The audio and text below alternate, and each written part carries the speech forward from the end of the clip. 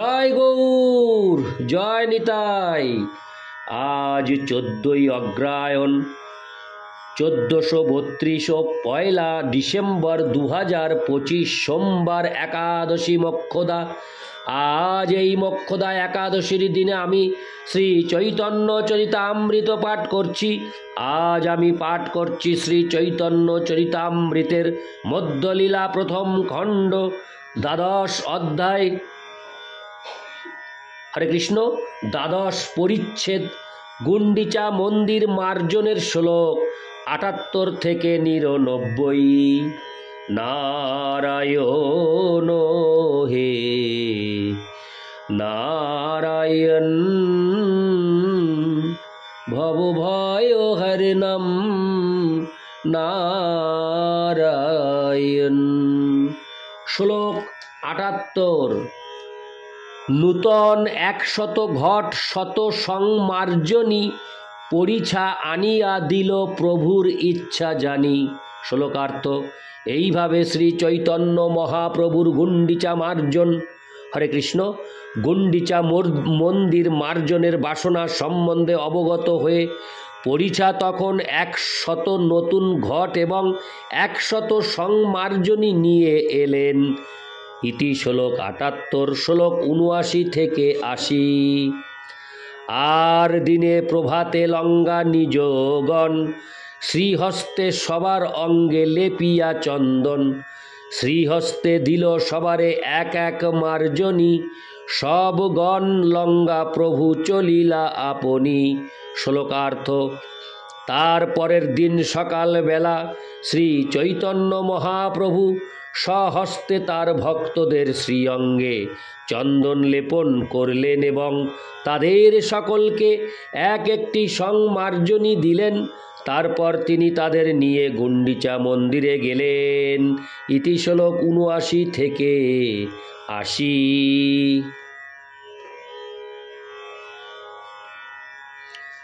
শ্লোক 81।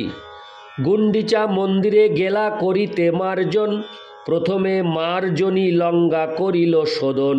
শ্লোকার্থ। গুন্ডিচা মন্দির মার্জন করতে গিয়ে ভক্ত সহ শ্রী চৈতন্য মহাপ্রভু প্রথমেই সংমার্জনী দিয়ে মন্দিরটি ঝাড়ু দিলেন। ইতি শ্লোক 81। শ্লোক 82। ভিতর মন্দির উপর সকল মাজিল, সিংহাসন মাজি পুনঃ স্থাপন করিল। শ্লোকার্থ। শ্রী চৈতন্য মহাপ্রভু মন্দিরের ভিতরটি এবং মন্দিরের অভ্যন্তরের উপরিভাগ খুব ভালো করে পরিষ্কার করলেন। তারপর সিংহাসনটি নিজে পুনরায় স্থাপন করলেন। ইতি শ্লোক 82। শ্লোক 83।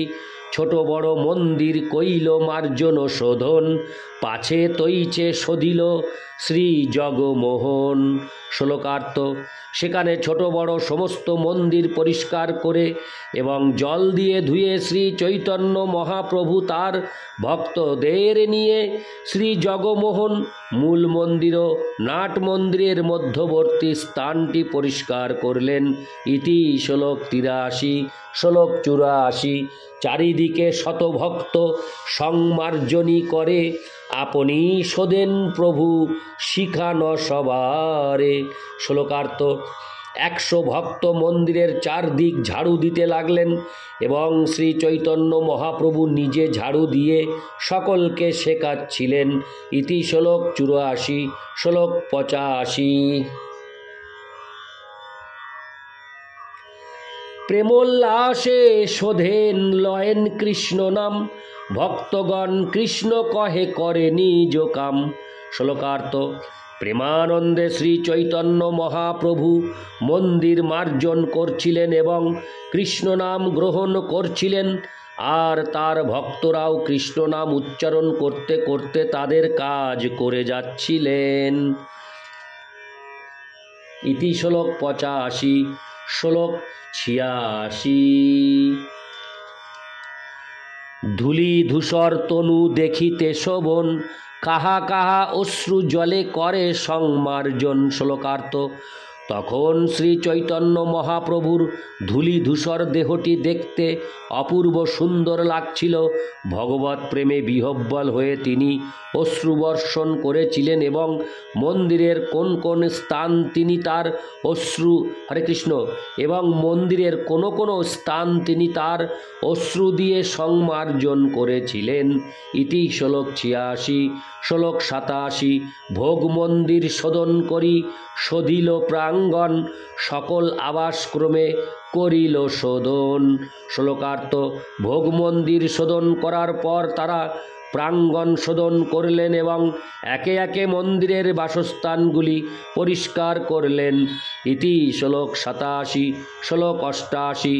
তৃণধূলি ঝিকুর সব একত্র করিয়া বহির্বাসে লঙ্গা ফেলায় বাহির করিয়া।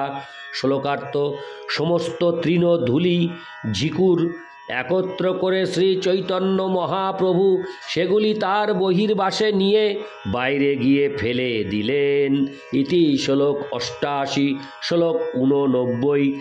এই মত ভক্তগণ করি নিজ বাসে, তৃণধূলি বাহিরে ফেলায় পরম হরিয়ে হরিষে। হরে কৃষ্ণ হরিষে।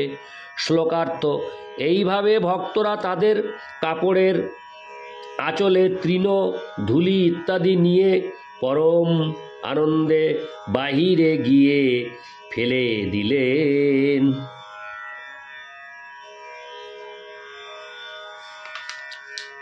ইতি শ্লোক 89। শ্লোক 90।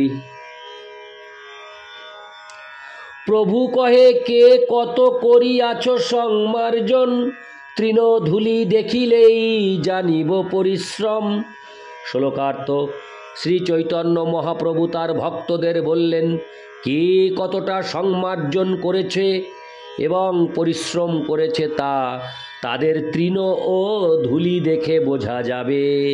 ইতি শ্লোক 90। শ্লোক 91। সবার ঝাটান বোঝা একত্র করিল, সভা হইতে প্রভুর বোঝা অধিক হইল। শ্লোকার্থ: সকলের ঝাটান বোঝা একত্র করা হলো, কিন্তু শ্রী চৈতন্য মহাপ্রভুর বোঝা তার থেকেও অধিক হলো। ইতি শ্লোক 91। শ্লোক 92। এই মত অভ্যন্তর করিল মার্জন, পুনঃ সভাকারে দিল করিয়া বণ্টন। শ্লোকার্থ: এইভাবে মন্দিরের অভ্যন্তর মার্জন করা হলে শ্রী চৈতন্য মহাপ্রভু পুনরায় তার ভক্তদের পরিষ্কার করার জন্য নির্ধারণ করে দিলেন। ইতি শ্লোক 92। শ্লোক 93। সূক্ষ্ম ধূলি তৃণ কাকর সব করহ দূর, ভালো মতে শোধন করহ প্রভুর অন্তপুর। শ্লোকার্থ: শ্রী চৈতন্য মহাপ্রভু সকলকে বললেন, সূক্ষ্ম ধূলি তৃণ কাকর সব ভালোভাবে দূর করে প্রভুর অন্তপুর পরিষ্কার করো। ইতি শ্লোক 93। শ্লোক 94। সব বৈষ্ণব লঙ্গা যবে 2 বার শোধিল, দেখি মহাপ্রভুর মনে সন্তোষ হইল। শ্লোকার্থ: সমস্ত বৈষ্ণবদের নিয়ে শ্রী চৈতন্য মহাপ্রভু যখন দ্বিতীয়বার মন্দির পরিষ্কার করলেন, তখন খুব ভালোভাবে মন্দির পরিষ্কার হয়েছে দেখে মহাপ্রভু খুব আনন্দিত হলেন। ইতি শ্লোক 94। শ্লোক 95। আর শত জন শত ঘটে জল ভরি, প্রথমেই লঙ্গা আছে কাল অপেক্ষা করি। শ্লোকার্থ: সংমার্জনী দিয়ে যখন মন্দির পরিষ্কার করা হচ্ছিল, তখন আর 100 জন 100 ঘটে জল ভরে শ্রী চৈতন্য মহাপ্রভুর নির্দেশের অপেক্ষা করছিলেন। ইতি শ্লোক 95। শ্লোক 96। জল আনো বলি যবে মহাপ্রভু কহিল, তবে শত ঘট আনি প্রভু আগে দিল। শ্লোকার্থ: শ্রী চৈতন্য মহাপ্রভু যখন জল আনতে বললেন, তখন তারা 100 ঘট জল এনে মহাপ্রভুর সামনে রাখলেন। ইতি শ্লোক 96। শ্লোক 97। প্রথমে করিল প্রভু মন্দির প্রক্ষালন, ঊর্ধ্ব অধ ভিত্তি গৃহ মধ্য সিংহাসন। শ্লোকার্থ।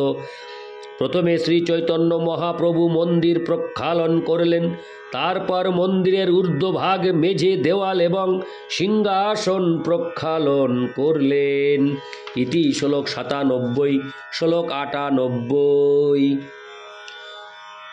খাপরা ভরিয়া জল ঊর্ধ্বে চালাইল, সেই জলে ঊর্ধ্বসদী ভিত্তি প্রক্ষালিল। শ্লোকার্থ। শ্রী চৈতন্য মহাপ্রভু স্বয়ং খাপরায় জল ভরে উপরের দিকে ছুঁড়ে মন্দিরের উপরিভাগ শোধন করলেন এবং সেই জলে মন্দিরের দেওয়াল ও মেঝে ধৌত হয়ে গেল। ইতি শ্লোক 98। শ্লোক 99।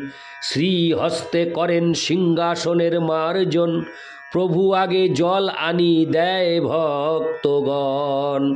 শ্লোকার্থ। শ্রী চৈতন্য মহাপ্রভু তার শ্রীহস্তে জগন্নাথ দেবের সিংহাসন মার্জন করলেন এবং ভক্তরা ঘটে ভরে তার সামনে জল এনে দিতে লাগলেন। ইতি শ্লোক 99। নারায়ণ হে নারায়ণ, ভবভয়হরণম নারায়ণ, লক্ষ্মীকান্তম কমলনয়নম, মঙ্গলচরণম নারায়ণ। জয় গৌর, জয় নিতাই।